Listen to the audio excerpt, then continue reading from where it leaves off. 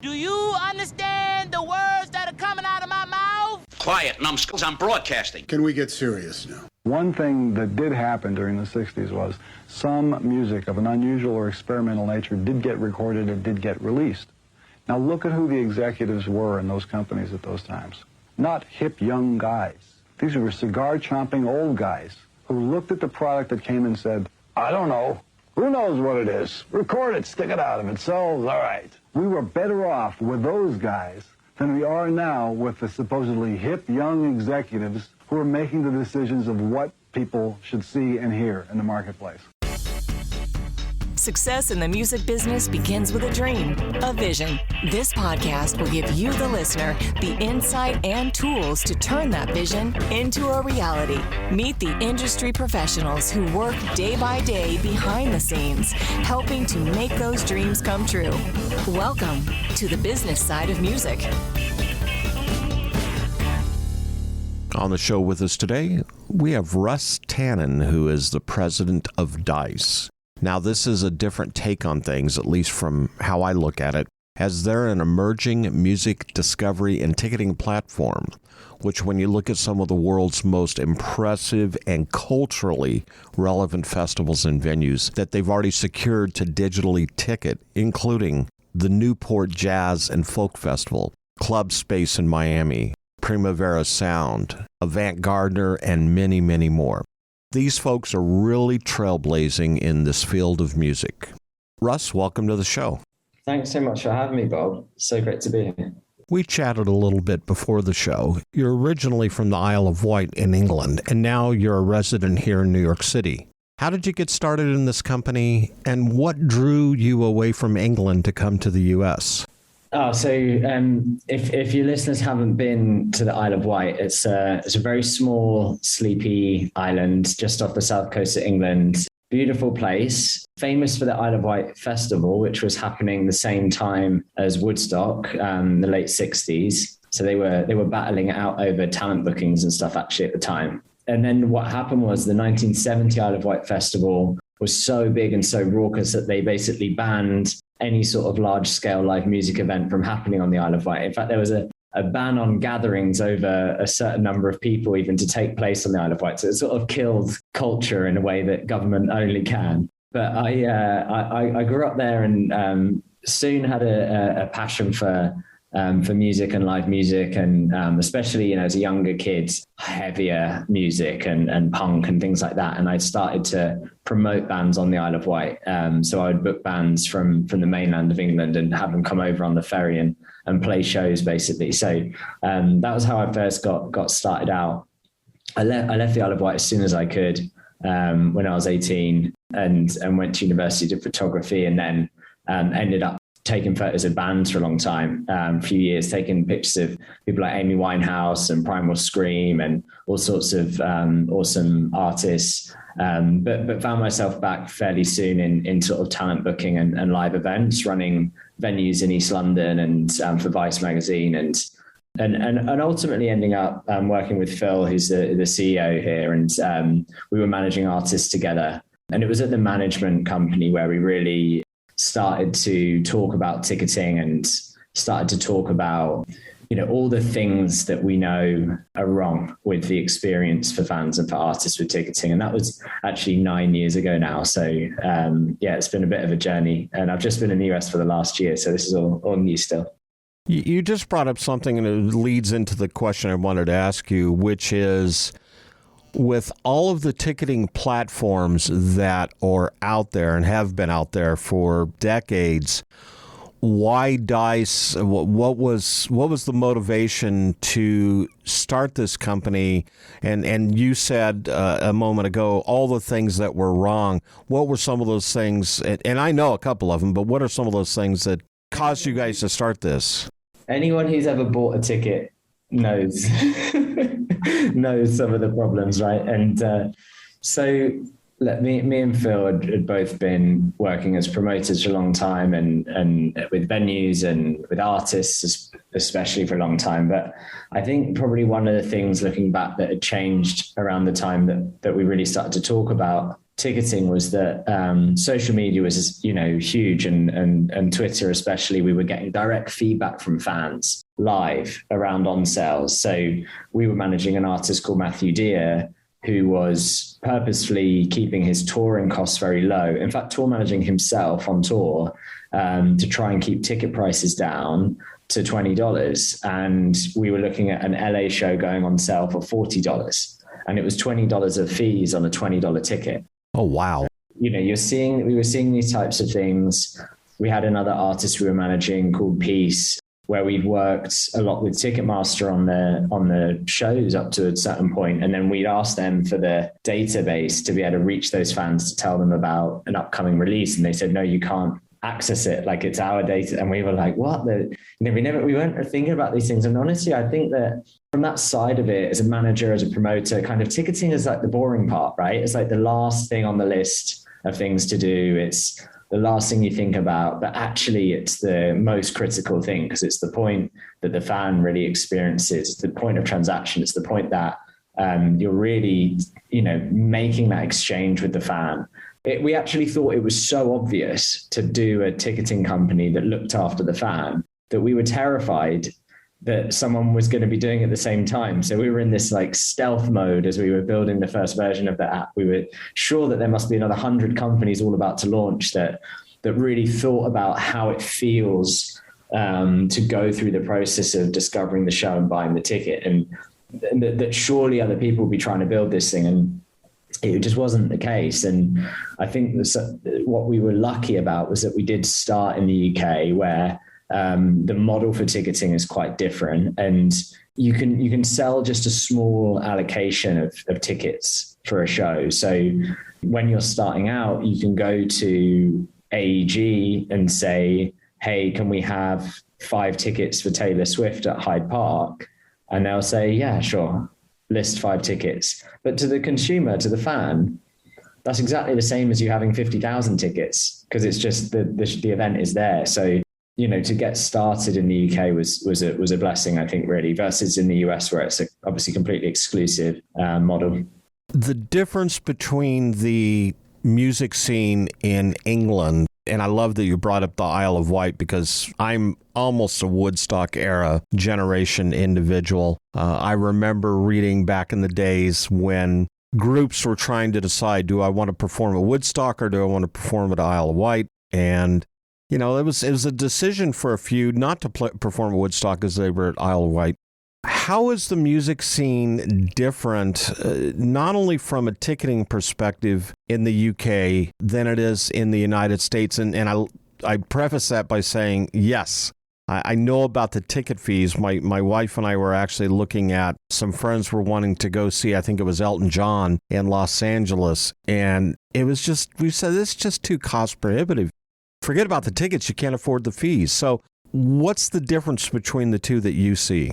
Unfortunately, back to your sort of original question as well, like a lot of the problems with ticketing ticketing is a universal global concept. So you go anywhere in the world and people know what buying a ticket is, but it's a very local practice, and it has all these different nuances in every country that we're in and every country that you go to. But a lot of the big issues with ticketing are the same everywhere. So yes, like fees getting too high, the resale of tickets, people not finding out about events that are happening in their city under their nose, because there's no good way of doing it without being very manual. All those problems exist everywhere. I'd say that the UK versus the US, I think that actually there's more similarities in any major city than I think people realize in terms of volume of events and artists that are coming through. I think once you're in a major metropolis, there's just so much similarity just in terms of, nightlife and everything. The main thing that changes is the time of day things happen. Everything is slightly later in New York than London by a couple of hours, in fact. But, and then it's different. We were just saying before we started, Nashville as well, like, what an amazing music city that it starts at 9 o'clock in the morning on a Monday. So, I think the time of day that things happen is a big shift. But what's great for a company like ours that only works with independent venues and promoters is that for all the countries that we operate in, but definitely in the UK and the US, there's such a rich independent music scene.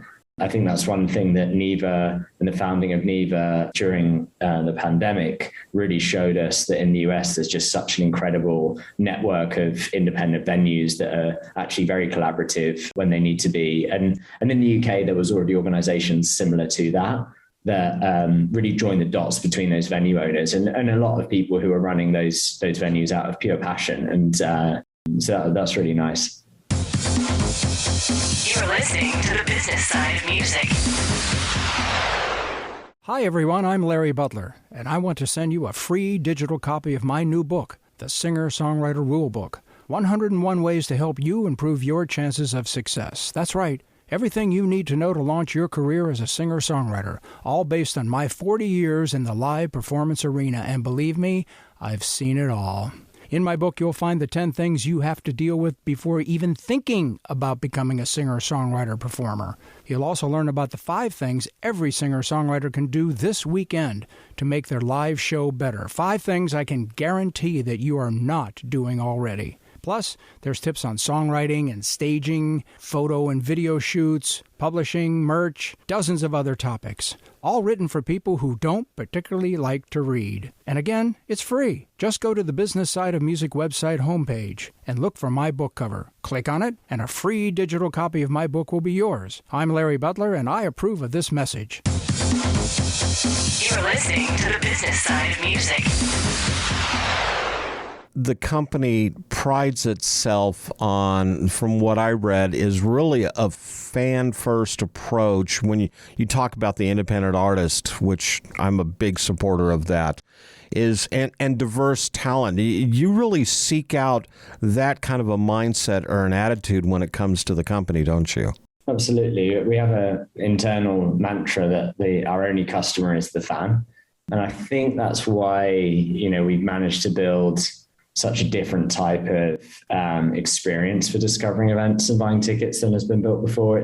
You can feel it in the product, not just in the brand and our values and the types of people that we work with, but in the way that we've approached building it. So the way that we look at ticketing is to remove all of the functional barriers. So put the fees up front, so that you actually see how much the ticket price is going to be. The actual transaction itself has to be a couple of taps. It can't be this long process. All of those things were very early and easy for us to kind of fix. But then what we've dived much deeper into is the emotional barriers to buying a ticket. So we asked fans for many years, what was the number one reason that you didn't buy the ticket? People that had dropped out at checkout. The number one reason that people told us was that they wouldn't know who to go with. So that's why we built all this social functionality into the app, where you can actually see from your contacts who is going to an event already, who has seen that artist before, who might have saved the event but not bought the ticket yet. And you can invite them through the app straight away. We could also have each other as friends on the app and open up a page that will recommend us events to go to together based on our music taste. So there's all these things in there that are just encouraging, these small nudges and suggestions that we're giving people all the time, built on top of a really robust kind of CRM system, which is giving you automated notifications when shows that you like are happening or being announced, shows that you've saved might be about to run out of tickets. We're going to tell you all that stuff, but all of these nudges sort of build up into this really, incredibly powerful tool for getting people to make that decision to go out rather than stay in, which is what we're trying to do. When we talk about the independent artist, especially those that are aspiring and trying to get out there, they may have a fan base, they may have an audience, but they're trying to get that to grow. What kind of perils and pitfalls do you find when it comes to getting that word out that an artist is going to be in a particular city at a given time? How do you get ahead of that? How do you create that approach to get that buzz going? There's a couple of really nice examples around this, actually. One, there's a independent promoters in the UK, production kind of duo, DJs as well, called Bicep. And they came to us to work on their first live show that they were doing together. They DJ'd for a long time. They wanted to do their first live shows. And, they had a plan to do these 3 shows over the following 18 months. And we put the first show on sale and it sold out very quickly. And we have a waiting list functionality where fans can join a waiting list when the show sells out. If if you have a ticket for that sold out show, you can return it to the waiting list, and someone on the waiting list can pick up the ticket. It's an integrated resale system to keep attendance high at events. But from a manager's perspective, from an artist's perspective, what it does is it tells you where the demand it really is on a sold out event. Because we would get frustrated as artist managers when the agent would call us and say, we've sold out already, a 2-minute sellout. And we would go, well, was there 2 people who reached the page and it said sold out, or was there 10,000? Because if there was 10,000, then sorry, Mr. Agent, Mrs. Agent, you did your job badly. We should have been playing a bigger venue.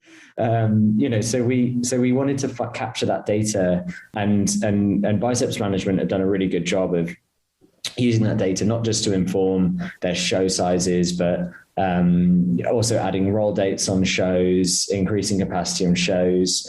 When we look at different cities, looking at other similar artists and their shows, the streaming data that we pull in, and really it's informed this live strategy for them, which has led them to huge success, and really with a much lower marketing spend than you would expect for the speed at which they've managed to do it. And even in the pandemic, we could translate that data into live streams for them. And, it's just been a really, really nice journey. But there's 100 examples like that, more, where we've been using that type of data for people. And I think especially when a artist is going to a city for the first time, and maybe everyone's playing it a bit cautiously, and they might have some bars, or they might have a deal in their home country, but they're coming to New York City for the first time.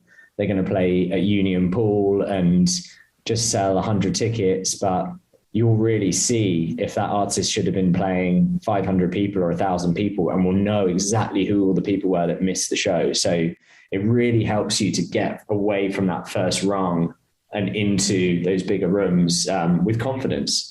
That database that you acquire, that you build, is that something that you do share with the artists that you're representing? Is that something they can use to their advantage? So the artists are able to contact those waiting list fans when they announce the next show in that city. So we tell you when you join the waiting list that we'll get in touch with you for that artist for their next show if you missed a ticket. So that's something that they can do. What it isn't is a tool for kind of building an email list, because what we don't want to do is have fans joining waiting lists and then find themselves on lots of email lists for artists and labels that they might not actually want to sign up for, because they might not have seen the artist yet even. So I think that's kind of the exchange there.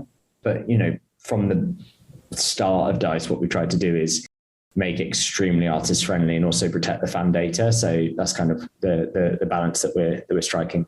The company, when you champion the diverse talent, are you yourselves as a company, as DICE, looking for new artists to work with? And if so, what's that criteria? The content on the platform is primarily driven by the venue and promoter partnerships that we sign. So some of them that you mentioned at the top of the call. So as diverse as, yes, Newport Folk and Jazz Festival, but then also, some of the biggest techno parties in Ibiza, but what we're really gathering together is the best independent operators in the world. What we layer on top of that is our artist development team that works very hard to talk to managers and agents, especially artists that we identify that we want to be working with, to encourage them to play in our venues and play at our festivals and work with the independent promoters that we work with, and to make sure that people understand the benefits of that. So, not just from the fan experience point of view, but also some of the reasons I was telling you just then, like if you play in a DICE venue, then you're going to know how, and it sells out, how much was the capacity really could have been. So yeah, we I think quite uniquely for a ticketing company, we invest heavily on that artist side, and it's a global team working between LA, New York and London that are on that every day of the week. So yeah, we're really focused on identifying talent and building that up.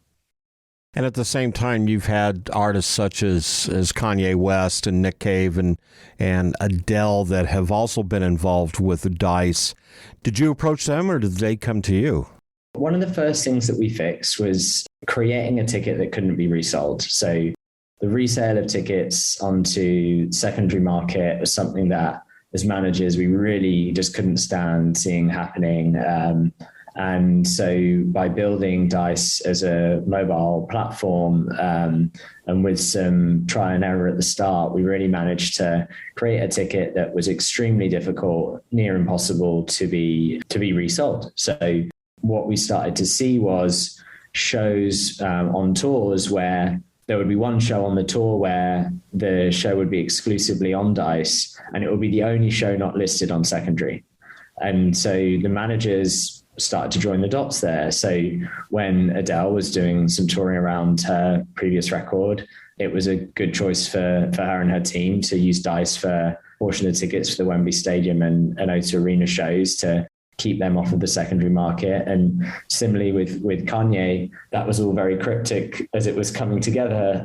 But he decided, and his team decided to, the promoters of the event decided to use us for all of the Project Wyoming launch events that he did, because again, they wanted something that was protected and wasn't going to be resold on the secondary market. So you can even do those extremely high demand. I think those Kanye parties were maybe a couple of hundred people, but we had 60, 70,000 people trying to buy the tickets. So you can imagine that it's exactly the type of event that you would see on a secondary resale site for thousands of dollars, and instead there was no tickets listed there, and the fans got in, and we spent a long time on that. We also spent a long time on the infrastructure and the architecture that Dice is built on to make sure that it would never crash when we had those big high demand events and those huge names coming through the platform. So those are two of the main reasons that very large artists like to work with Dice. Hey there, my name is Lily Grace and I'm an Aussie country artist joining the business side of music for a super cool episode. Go check it out and have a listen to this one. You're listening to the business side of music. Since 1963, Korg has been creating new experiences in music and performance. That is what drove the creation of some of Korg's most legendary products, such as the Poly 6, the M1, the Electribe, the Triton, the Minilog, the Kronos, Wave State, Op6, and most recently the Nautilus, which is what we have here in our studio. Korg is dedicated to creating new, innovative, and uncompromising instruments which maintain the highest quality to inspire music makers, past, present, and future. Visit Korg.com or your favorite Korg dealer to get your hands on one of their products and start creating new music always. Korg, the official sponsor of the business side of music. You're listening to the business side of music. How do you prevent, or maybe I should put it this way, how do you discourage or prevent the use of resale tickets? Because that's a big thing these days, especially when you go to look for a show. I'll use Elton John as an example. My conversation I had with my friend and his wife was, if you want tickets to that show, make sure you're ordering it from the correct vendor and not ordering it from a reseller. So how do you, because they're going to add their fees on top of that. So how do you discourage that or prevent that from happening? So the tickets are completely mobile. They're only available in the Dice app. So you can buy tickets on the website, on the artist's website, on the venue's website. But to actually get into the event, you're going to need to download the Dice app, and the tickets are only going to come live 15 minutes before the show. It's a dynamic and animated QR code that you can't screenshot that just lives there. So there's basically no window for the resale to happen, which as I said, basically completely eliminates it. It's really just with mobile technology that you're able to do this. With Newport Jazz and Folk Festival, the last 2 weekends, it was the first year in a long time where they've had no one turn up with fake tickets, because that's one of the big problems with the resale. It's not just the exorbitant prices that those tickets can sell for, but it's the fact that a lot of those tickets are fake. They're just reprinted PDFs. I mean, we announced our partnership with Space in Miami that you mentioned at the top of the call, and it was really heartening in many ways and also depressing in some ways to see all the comments that came through when they announced that they'd moved to Dice and the reasons that they had. And one of the top comments on the Instagram post out of hundreds and hundreds of comments was someone saying that they had turned up at Space once and gone to scan the ticket, and the security guard said, "This ticket has already been scanned 75 times tonight." Holy cow. One person who sat with a photocopier just printing out 75 copies of one ticket and selling them online. So look, we can eliminate all of that.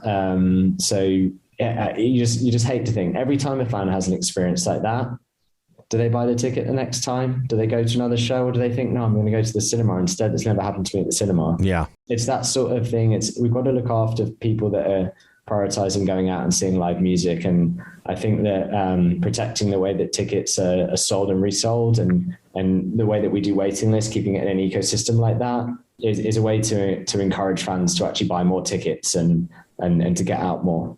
And this technology, I mean, it's not that new, but maybe I should say this. This technology you're talking about does not seem to be that new, but I find it interesting that nobody's thought about going down this path before you folks. We're 8-9 years in now. As I said, we were sure that everyone was going to be starting this at the same time as us, and they weren't. I think that some of the traditional ticket companies are moving towards some more mobile technology for their tickets and access control. They certainly are, but I think we've had a bit of a head start on people, and it's simple and it works. But with technology, the more simple it is, the harder it is to build typically. So it takes some time and a lot of smart people. What's the next step for Dice as you expand into the U.S. market? What do you see on the horizon for the company? Well, I'm very excited that we have just set up our presence in Nashville, and we have 3 or 4 people on the team now already. It's growing rapidly. I just visited for the first time for Music Biz, which was great. The Music Biz week, that was an insane week. It was an insane week. It was really fun. I fell in love with the city. I got to see Turnstile that week at the Brooklyn Bowl that you have down there, which is a beautiful new venue. Obviously, really got to kind of immerse myself in the culture, and I really had a great time. And I think that there's a lot for us to do, not just in Nashville, but in the surrounding kind of cities and states there. We also have, a lot of people in our LA office as well as the team here in New York, and we're really focused on growing in a major way into more cities across the US right now. And our goal is really that an artist can play a full US tour and play entirely in Dice venues. And at the moment, that's not quite possible. We're piecing it together, but we'd really like artists to be able to do that. So that's a big focus right now. And on top of that, all the product things that are always coming. We have this incredible 100-person development team based in London who are churning out these incredible new features for fans. So there's a couple of things that are just coming out now, like a buy now, pay later feature we're just rolling out, and some other things. So there's some really nice stuff coming. And how can people find more information about your company? In the App Store and the Google Play Store, search for Dice. We'll be there. We're not one of the apps which is a pretend rolling the dice app with a friendly character logo, and it says live music very, very big, and also on the website at dice.fm, so people can check us out there. Russ, thank you so much for your time. I appreciate it. It's a wealth of information. Thank you so much, Bob. I really appreciate it as well. The Business Side of Music is the creation of Tom Sabella and Tracy Snow and is produced by Bob Bender. The Business Side of Music is recorded at Music Dog Studios in Nashville, Tennessee. Production sound designed by Keith Stark. Voiceover and promo by Lisa Fuson.